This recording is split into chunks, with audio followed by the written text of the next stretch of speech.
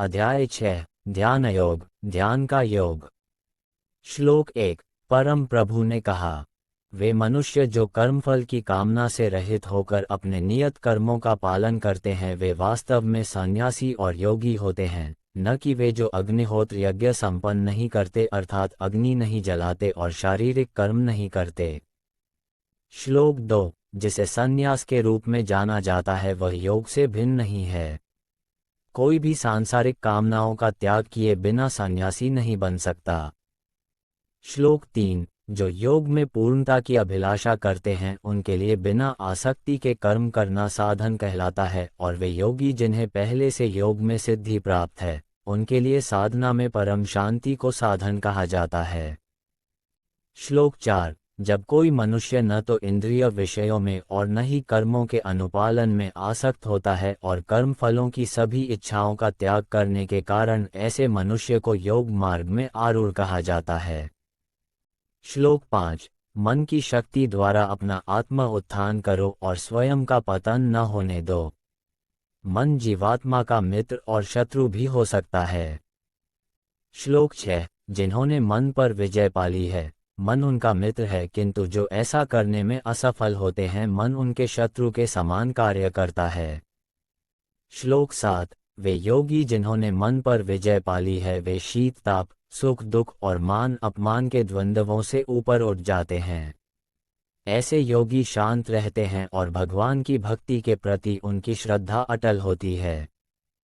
श्लोक 8। वे योगी जो ज्ञान और विवेक से संतुष्ट होते हैं और जो इंद्रियों पर विजय पा लेते हैं वे सभी परिस्थितियों में अविचलित रहते हैं। वे धूल, पत्थर और सोने को एक समान देखते हैं। श्लोक 9। योगी शुभ चिंतकों, मित्रों, शत्रुओं, पुण्यात्माओं और पापियों को निष्पक्ष होकर समान भाव से देखते हैं। इस प्रकार जो योगी मित्र, सहयोगी, शत्रु को समदृष्टि से देखते हैं और शत्रुओं एवं सगे संबंधियों के प्रति तटस्थ रहते हैं तथा पुण्यात्माओं और पापियों के बीच निष्पक्ष रहते हैं वे मनुष्यों के मध्य विशिष्ट माने जाते हैं। श्लोक 10। योग की अवस्था प्राप्त करने के इच्छुक साधकों को चाहिए कि वे एकांत स्थान में रहें और मन एवं शरीर को नियंत्रित कर निरंतर भगवान के चिंतन में लीन रहें तथा समस्त कामनाओं और सुखों का संग्रह करने से मुक्त रहें। श्लोक 11। योगाभ्यास के लिए स्वच्छ स्थान पर भूमि पर कुशा बिछाकर उसे मृगछाला से ढककर और उसके ऊपर वस्त्र बिछाना चाहिए। आसन बहुत ऊंचा या नीचा नहीं होना चाहिए। श्लोक 12। योगी को उस आसन पर दृढ़तापूर्वक बैठकर मन को शुद्ध करने के लिए सभी प्रकार के विचारों तथा क्रियाओं को नियंत्रित कर मन को एक बिंदु पर स्थिर करते हुए साधना करनी चाहिए। श्लोक 13। उसे शरीर, गर्दन और सिर को सीधा रखते हुए और आंखों को हिलाए बिना नासिका के अग्रभाग पर दृष्टि स्थिर करनी चाहिए।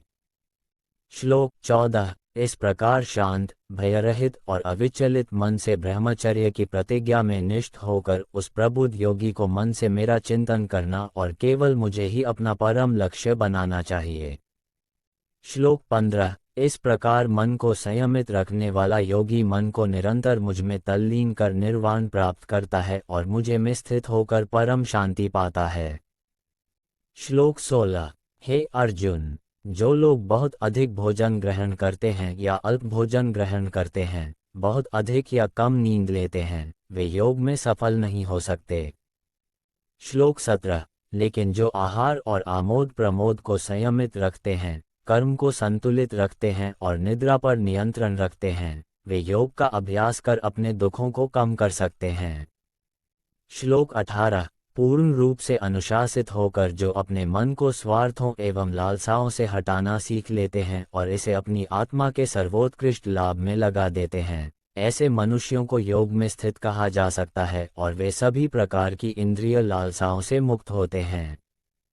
श्लोक 18। पूर्ण रूप से अनुशासित होकर जो अपने मन को स्वार्थों एवं लालसाओं से हटाना सीख लेते हैं और इसे अपनी आत्मा के सर्वोत्कृष्ट लाभ में लगा देते हैं, ऐसे मनुष्यों को योग में स्थित कहा जा सकता है और वे सभी प्रकार की इंद्रिय लालसाओं से मुक्त होते हैं।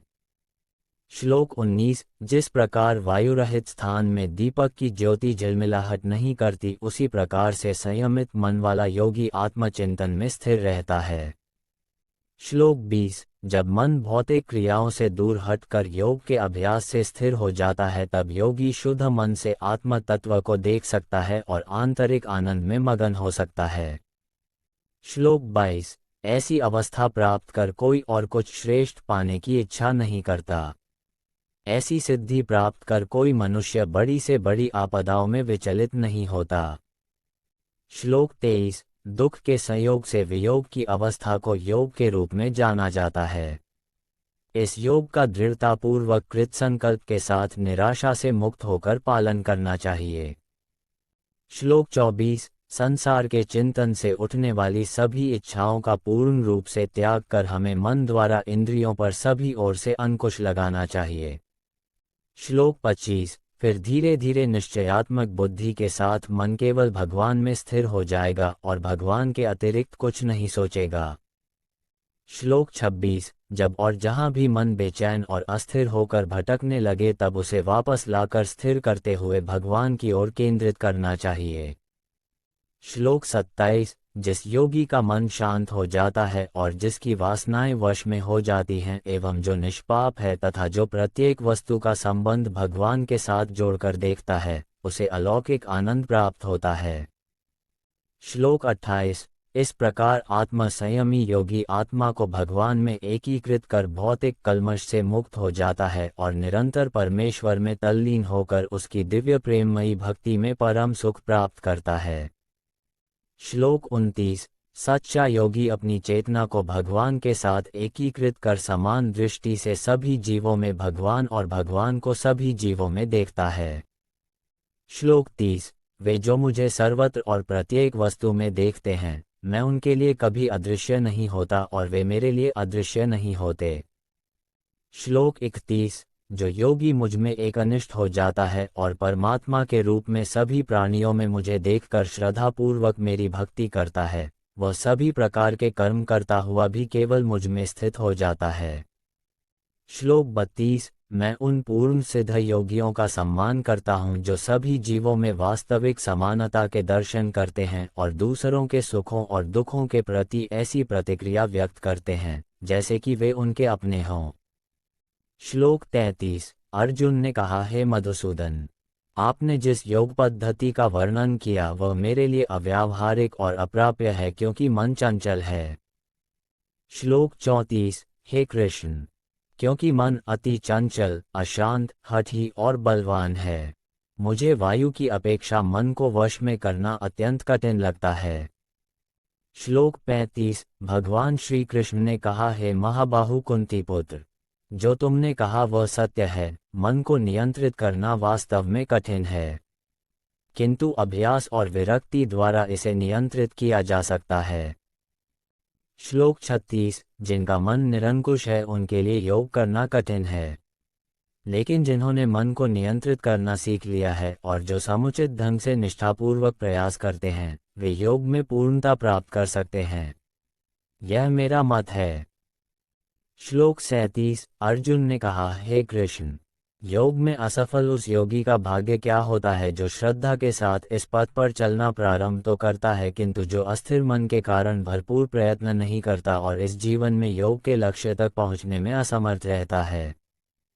श्लोक 38। हे महाबाहु कृष्ण, क्या योग से पथ भ्रष्ट ऐसा व्यक्ति भौतिक एवं आध्यात्मिक सफलताओं से वंचित नहीं होता और छिन्न भिन्न बादलों की भांति नष्ट नहीं हो जाता, जिसके परिणामस्वरूप वह किसी भी लोक में स्थान नहीं पाता? श्लोक 39। हे कृष्ण, कृपया मेरे इस संदेह का पूर्ण निवारण करें, क्योंकि आपके अतिरिक्त कोई अन्य नहीं है जो ऐसा कर सके। श्लोक 40। परमेश्वर श्री कृष्ण ने कहा, हे पृथा पुत्र, आध्यात्मिक पथ का अनुसरण करने वाले योगी का न तो इस लोक में और न ही परलोक में विनाश होता है। मेरे प्रिय मित्र, भगवत प्राप्ति के मार्ग पर चलने वाले को बुराई पराजित नहीं कर सकती। श्लोक 41। असफल योगी मृत्यु के पश्चात पुण्य आत्माओं के लोक में जाते हैं। अनेक वर्षों तक वहां निवास करने के पश्चात वे पृथ्वी पर कुलीन या धनवानों के कुल में पुनः जन्म लेते हैं। श्लोक 42। अथवा जब वे दीर्घकाल तक योग के अभ्यास से उदासीन हो चुके होते हैं तब उनका जन्म दिव्य ज्ञान से संपन्न परिवारों में होता है। संसार में ऐसा जन्म अत्यंत दुर्लभ है। श्लोक 43। हे कुरुवंशी, ऐसा जन्म लेकर वे पिछले जन्म के ज्ञान को पुनः जागृत करते हैं और योग में पूर्णता के लिए और अधिक कड़ा परिश्रम करते हैं। श्लोक 44। वास्तव में वे अपने पूर्व जन्मों के आत्मसंयम के बल पर अपनी इच्छा के विरुद्ध स्वतः भगवान की ओर आकर्षित होते हैं।